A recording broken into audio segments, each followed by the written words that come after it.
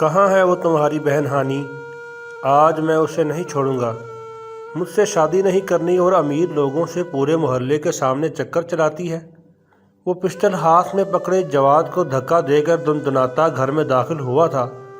آسیہ بیگم، ماہم اور خانم طارق کی آواز سن کر سہم گئی تھی۔ یا اللہ خیر! آسیہ بیگم کے منہ سے نکلا تھا، تم یہی اندر رکو، باہر مت دیکھنا، میں دیکھتی ہوں اسے۔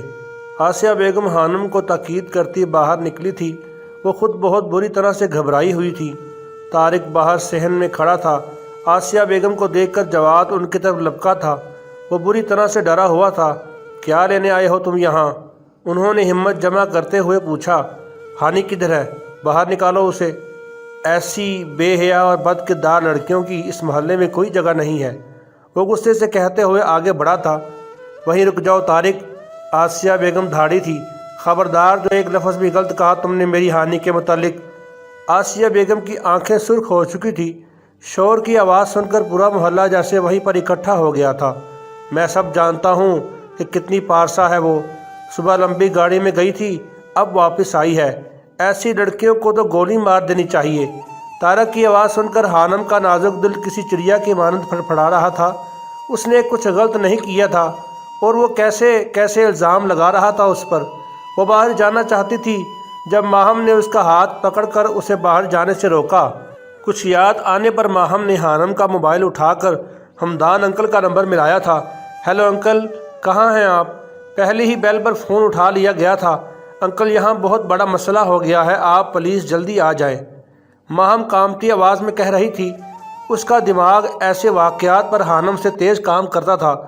وہ کسی غلط جگہ پر نہیں گئی تھی، داخلہ لینے گئی تھی یونیورسٹی میں۔ آسیہ بیگم نے جواب دیا تھا۔ دیکھ رہے ہو محلے والوں، کیسے ہماری ناک کے نیچے کھیل رچایا جا رہا ہے۔ یہ لڑکی کالج یونیورسٹی کے بہانے جانے کہاں کہاں جاتی ہے۔ میں نے کہا چپ کر جاؤ طارق، خدا کا خوف کرو کچھ، کیوں ایک معصوم پر الزام لگا رہے ہو؟ آسیہ بیگم کو تو اس کی باتیں سن کر جیسے سکتہ سا ہو گیا تھا۔ جواد شعلہ بار نگاہوں سے طارق کو گھور رہا تھا۔ وہ چھوٹا سا تھا، کچھ نہیں کر سکتا تھا، لیکن اسے طارق کا یوں اپنی بہن ہانوں کے متعلق بات کرنا بہت برا لگ رہا تھا۔ ان کے گھر کے سامنے کچھ فاصلے پر مسجد تھی۔ نمازی مغرب کی نماز پڑھنے کے بعد مسجد سے باہر نکل رہے تھے، اور شور کی آواز پر اب سب وہاں جمع ہو گئے تھے۔ یہ کیا تماشا لگا رکھا ہے تم نے طارق؟ محلے کے ایک عزت دار شخص نے اسے یوں کسی کے گھر میں گھسے دیکھا تو غصے سے پوچھا، باہر نکلو، کس نے اجازت دی تمہیں لوگوں کے گھروں میں یوں بنا اجازت اندر داخل ہونے کی؟ امام مسجد بھی وہاں آ گیا تھا۔ میری برائیاں آپ لوگوں کو نظر آ رہی ہیں، اس لڑکی کی نظر نہیں آ رہی جو پورے محلے کی آنکھوں میں دھول جھونک رہی ہے؟ طارق بھڑکا تھا۔ بھائی صاحب، میری بیٹی نے کوئی غلط کام نہیں کیا، وہ ایک عزت دار لڑکی ہے، یونیورسٹی میں داخلے کے لیے گئی تھی، لیکن یہ گھٹیا انسان بلا وجہ الزام لگا رہا ہے میری بچی پر۔ آسیہ بیگم نے آگے بڑھ کر امام مسجد اور اس شخص سے کہا تھا۔ اچھا، میں الزام لگا رہا ہوں، تو بتاؤ کون ہے وہ شخص جس کے ساتھ گئی تھی ہانی؟ جاننے والا ہے، میرا تایا زاد بھائی ہے، آسیہ بیگم نے جواب دیا تھا۔ خانم سے اب برداشت کرنا مشکل ہو گیا تھا۔ وہ اتنا جو جانتی تھی کہ پورے محلے کے سامنے طارق کچھ نہیں کر سکتا۔ وہ ماہم کو جھٹکا دے کر باہر نکلی تھی۔ کیوں شور مچا رہے ہو تم؟ یہی ہوں میں، بھاگی نہیں ہوں۔ وہ جانے اتنی ہمت کہاں سے لائی تھی۔ خانم کو دیکھ کر طارق کی آنکھیں چمکی تھی۔ وہ جس مقصد کے لیے آیا تھا اسے ہر قیمت پر پورا کرنا چاہتا تھا۔ اوہ، بھاگنے میں کوئی کمی نہیں چھوڑی تم نے۔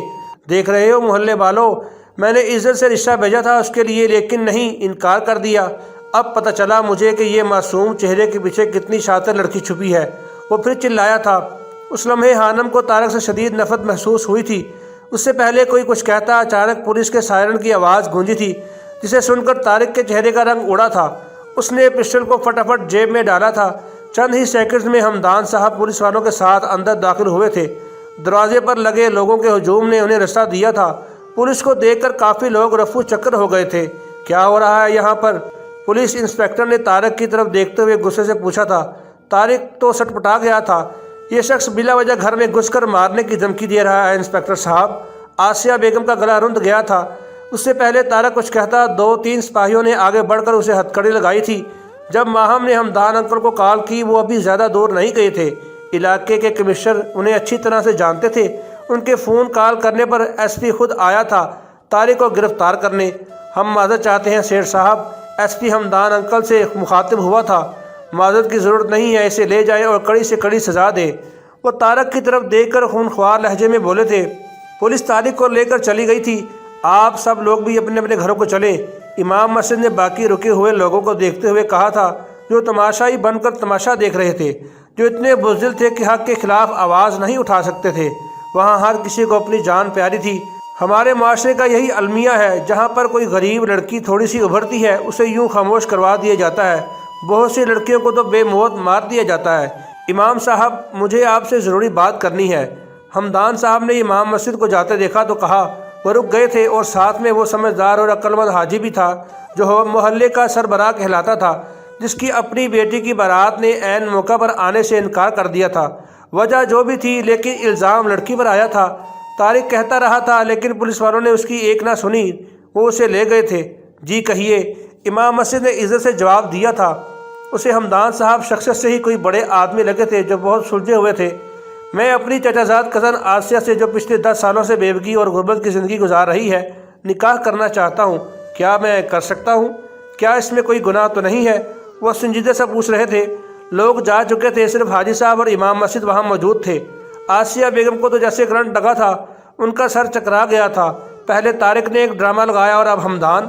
نہیں، کوئی گناہ والی بات نہیں ہے، بلکہ یہ تو سنت رسول ہے اور بہت ہی نیک کام ہے۔ اور یہ حدیث سنائی، شادی سنت ہے۔ ام المؤمنین سیدہ عائشہ صدیقہ رضی اللہ عنہا سے مروی ہے کہ اللہ کے محبوب صلی اللہ علیہ وسلم نے ارشاد فرمایا، نکاح میری سنت سے ہے، پس جو شخص میری سنت پر عمل نہ کرے وہ مجھ سے نہیں ہے، لہٰذا نکاح کرو، کیونکہ میں تمہاری کثرت کی بنا پر دیگر امتوں پر فخر کروں گا۔ سنن ابی ماجہ کتاب النکاح۔ وہ کچھ کہنا چاہتی تھی، جب امام مسجد نے شائستگی سے جواب دیا، تو پھر آپ اس نیک کام کا فریضہ سر انجام دے۔ میں آسیہ اور بچوں کو آج ہی اپنے ساتھ لے جاؤں گا، یہاں پر یہ لوگ محفوظ نہیں ہیں، ہمارے ساتھ چلو۔ امام مسجد نے انہیں مسجد کی طرف چلنے کا اشارہ کیا تھا۔ وہ کچھ کہے بنا ان کے پیچھے چلے گئے تھے۔ اللہ، یہ کیا ہو رہا ہے؟ آسیہ بیگم سر پکڑ کر بیٹھ گئی تھی۔ امی مان جائیں، انکار مت کیجیے گا، ہمدان انکل بہت اچھے ہیں، وہ آپ کا بہت خیال رکھیں گے۔ حانم نے ان کے پاس بیٹھے ہوئے کہا تھا، میں نے کبھی سوچا نہیں تھا کہ ایسے دن بھی دیکھنے پڑیں گے۔ وہ رو دی تھی۔ ماما روئے نہ، جواد ان سے لپٹ گیا تھا۔ کتنی ہی دیر ماہم اور حانم نے انہیں سمجھایا تھا۔ آسیہ بیگم حالات سے ہار گئی تھی۔ 1 گھنٹے بعد ان کی رضامندی سے ہمدان صاحب اور آسیہ بیگم کا نکاح کروا دیا گیا تھا۔ اور محبت کی خوبصورتی تو یہی ہے کہ وہ ملے تو محرم بن کے ملے۔ تقریباً رات 9 بجے وہ لوگ ہمدان صاحب کے گھر پہنچے تھے۔ ان کا گھر بحریہ ٹاؤن میں تھا۔ آسیہ بیگم تو اتنا بڑا گھر دیکھ کر حیران رہ گئی تھی۔ ایک بیگ میں ان کے چند کپڑے تھے جو ملازموں نے آگے بڑھ کر آسیہ بیگم کے ہاتھ سے پکڑ لیا تھا۔ وہ بہت روئی تھی۔ وہ سب ہی روئے تھے۔ ان سب کے لیے یہ حادثہ تکلیف دہ تھا۔ جتنا رونا تھا تم نے رو لیا آسی، آج کے بعد تمہاری آنکھوں میں ایک آنسو نہیں آئے گا۔ وہ کتنی سنجیدگی سے کہہ رہی تھی۔ وہ لاؤنج میں بیٹھے تھے۔ حانم کا سر درد سے پھٹ رہا تھا۔ طارق نے جو کیا تھا آج وہ ناقابل فراموش تھا۔ صبح وہ کتنی خوشی خوشی گئی تھی یونیورسٹی داخلے کے لیے، اب ایک ہی رات میں ان کی زندگی بدل گئی تھی۔ رضیہ، ماہین کے ساتھ والے کمروں کو ہانی اور ماہم بیٹی کے لیے صاف کر دو فٹافٹ، وہ حکم دے رہے تھے۔ ماہم گھور کر ہر ایک ملازم کو دیکھ رہی تھی۔ اس کی تیز نظروں نے ملازمین کی گنتی بھی کر لی تھی۔ غلام دین، کھانا لگاؤ، میں فریش ہو کر آتا ہوں۔ جی صاحب۔ ملازم جو ان سب کو حیرت سے دیکھ رہے تھے اس کے حکم پر دوڑے چلے گئے تھے۔ آپ لوگ بھی فریش ہو جائیں بیٹا، وہ اوپر دائیں طرف ماہی کا کمرہ ہے، وہاں چلی جائیں اور چینج کر لیں، پھر سب کھانا کھاتے ہیں۔ ان کے کہنے کی دیر تھی، جواد نے اوپر کی طرف دوڑ لگا دی تھی۔ حانم اور ماہم آگے پیچھے سیڑھیوں کی طرف بڑھی تھی اور آسیہ بیگم بھی صوفے سے اٹھ کر ان کے پیچھے جانے لگی تھی۔ کب ہمدان کی آواز گونجی، کہاں جا رہی ہو آسی؟ ہمارا کمرہ ادھر ہے۔ آسیہ بیگم کے قدم رکے تھے۔ وہ اسباب میں سر ہلاتی ہمدان کے پیچھے چلی گئی تھی۔ ماہم نے مشکل سے اپنی مسکراہٹ ضبط کی تھی۔ اوپر مرو، حانم نے اسے گھورتے ہوئے کہا تھا، اور وہ کھلکھلاتی اوپر کی جانب بڑھ گئی تھی۔ مارتھا کے بنا جارڈن کو گھر کاٹنے کو دوڑ رہا تھا۔ اس کی حالت بری تھی، بال بکھرے پڑے تھے، شیو بڑی ہوئی تھی، اب کوئی اس کا خیال رکھنے والا نہیں تھا۔ موم، آپ کیوں چلی گئی ہیں؟ خالی گھر میں اس کی آواز گونج کر رہ گئی تھی۔ وہ رو رہا تھا اور پھر نم آنکھیں لیے اپنی ماں کے کمرے کی طرف بڑھ گیا تھا۔ وہ اب کچھ ڈھونڈ رہا تھا، کوئی ایسا سراغ جو اسے اس شخص تک لے جائے جو اس کی ماں کی موت کا ذمہ دار تھا۔ اسے یاد تھا، مارتھا اکثر لکڑی کا باکس کھولے بیٹھی رہتی تھی وہ اب اس کی الماری کھولے اس باکس کو ڈھونڈ رہا تھا۔ اس کے سر پر خون سوار تھا۔ وہ اپنی ماں کی ہر نصیحت کو بھول گیا تھا۔ کچھ دیر بعد وہ اس کے باکس کو ڈھونڈنے میں کامیاب ہو گیا تھا جس پر موٹا سا تالا لگا تھا، لیکن بہت کوشش پر بھی اسے چابی نہیں ملی تھی۔ وہ اس باکس کو پکڑے اب کچن کی طرف بڑھ گیا تھا۔ یقیناً وہ اس تالے کو توڑنے والا تھا۔ حمدان صاحب کا موبائل کب سے رنگ کر رہا تھا۔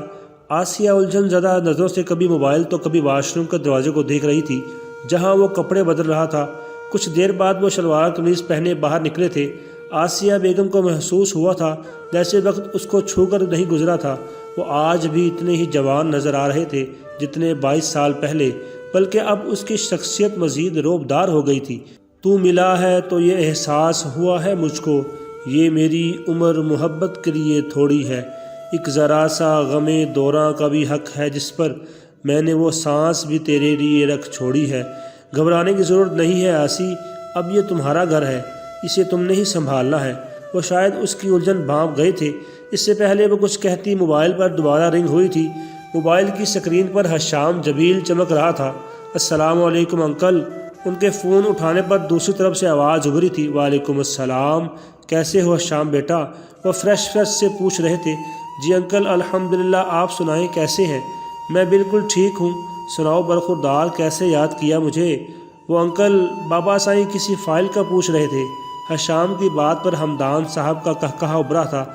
ضیاء جمیل تمہیں بزنس مین بنا کر دم لے گا حشام، مجھے یقین ہے، وہ دلچسپی سے کہہ رہے تھے۔ بس انکل جتنا مرضی دور رہ لوں بابا سائیں، پھر مجھے گھسیٹ لیتے ہیں اس بزنس کی دنیا میں۔ حشام نے گہری سانس لیتے ہوئے کہا تھا، چلو کوئی بات نہیں، میں فری ہو کر خود بات کرتا ہوں تمہارے بابا سے، تم پریشان مت ہو۔ حمدان صاحب اسے تسلی دیتے فون بند کر چکے تھے۔ مہین کا کمرہ بہت خوبصورت تھا، وہاں موجود ہر چیز بہت قیمتی تھی۔ اس کی الماری میں بہت سے نئے کپڑے لٹکے ہوئے تھے، ماہم نے چینج کر لیا تھا۔ البتہ ہانم کھڑکی کھولے آس پاس کا معائنہ کرنے میں مگن تھی۔ اس نے کبھی آسائشوں والی اور برانڈڈ زندگی گزارنے کی خواہش نہیں کی تھی۔ وہ نہیں جانتی تھی کہ زندگی اس کے ساتھ کیا کرنے والی تھی۔ چاروں طرف ویسے ہی بڑے بڑے بنگلے تھے، گلیاں کھلی اور صاف ستھری تھی۔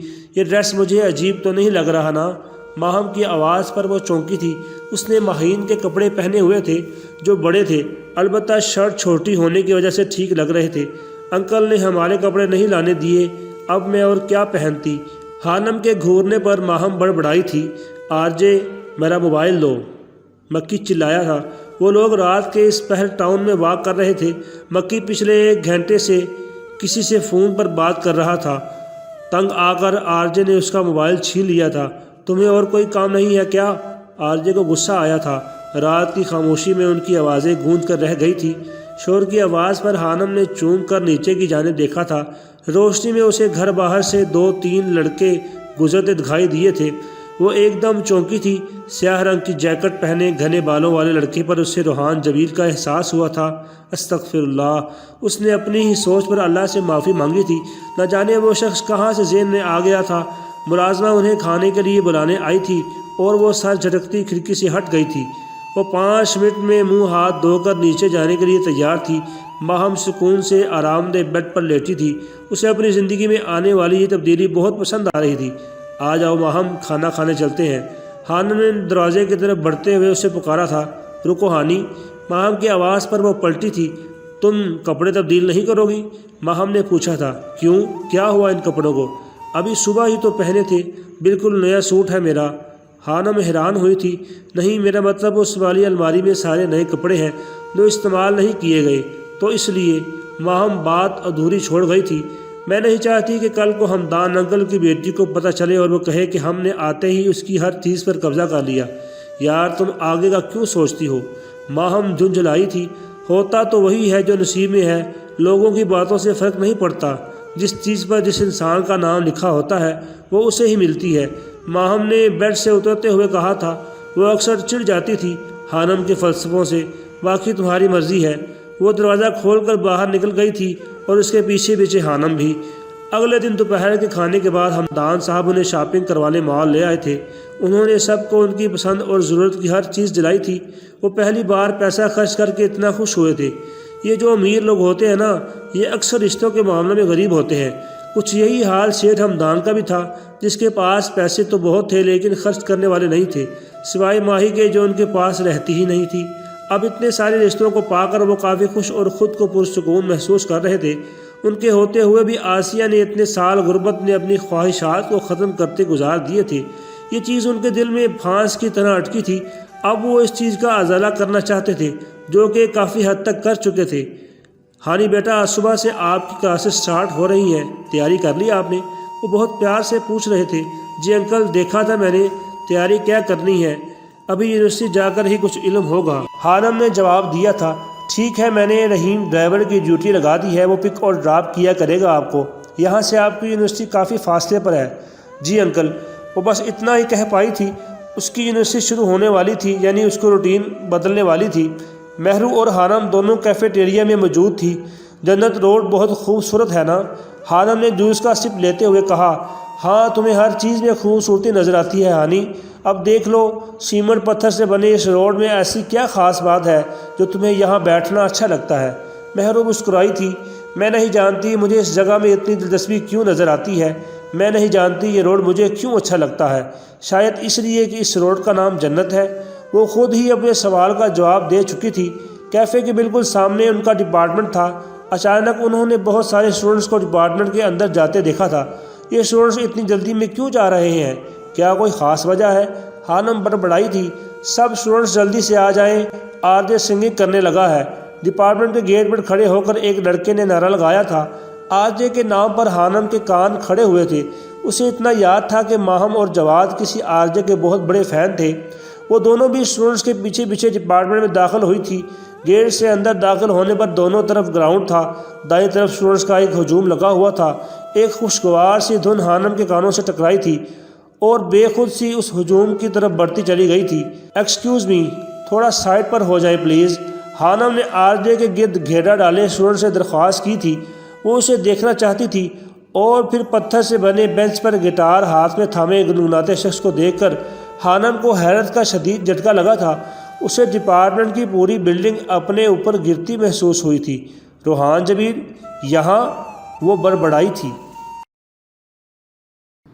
مزید اچھی ویڈیو کے لیے ہمارا چینل سبسکرائب کریں، بیل آئیکن ضرور دبائیں تاکہ آپ کو ہماری نئی ویڈیو کا نوٹیفیکیشن ملتا رہے۔